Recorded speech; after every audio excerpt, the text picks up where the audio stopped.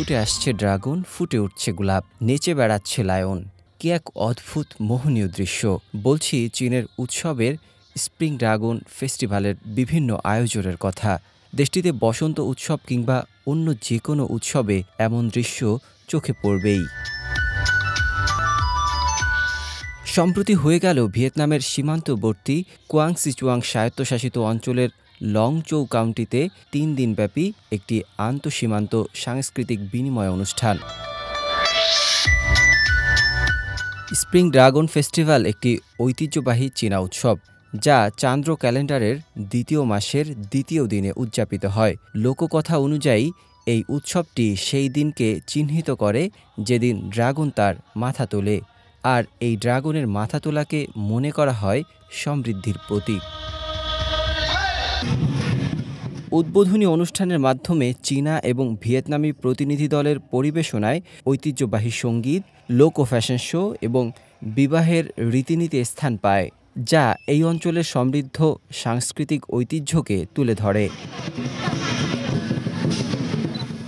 এই অনুষ্ঠানে উল্লেখযোগ্য অংশ ছিল সোনালি ড্রাগনের মূর্তি নিয়ে একটি প্রাণবন্ত শোভাযাত্রা, যাকে মনে করা হয় সমৃদ্ধ ফসলের প্রতীক। এ সময় ড্রাগনের মূর্তি নিয়ে শস্যাগারের চারপাশে ঘোরেন অংশগ্রহণকারীরা। অনুষ্ঠানে আসা অতিথিরা উৎসবের পরিবেশনা দেখে মুগ্ধ হন। আমি এখানে এসে অনেক এক্সাইটেড এবং এখানে সাংস্কৃতিক কর্মকাণ্ড সত্যি চীন ভিয়েতনাম সীমান্তের অনন্য আকর্ষণকে প্রতিফলিত করে। এখানকার খাবারও অসাধারণ। আমরা খুব ভালো সময় কাটাচ্ছি। এই আয়োজন উপলক্ষে এখানে খোলা মাঠে মেলা বসে। সেখানে স্থানীয় বিশেষ জিনিসপত্র যেমন লংচৌর বিখ্যাত কালো চিনি এবং ভিয়েতনামি কফি বিক্রি হয়।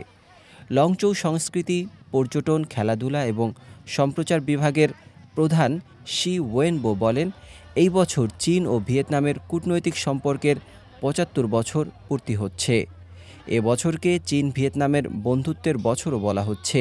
এই উৎসব দুটি দেশের ঐতিহ্য ও বন্ধুত্ব আরও শক্তিশালী করবে বলে মনে করেন তিনি। নাজমুল হক রাইয়ান, সিএমজি বাংলা।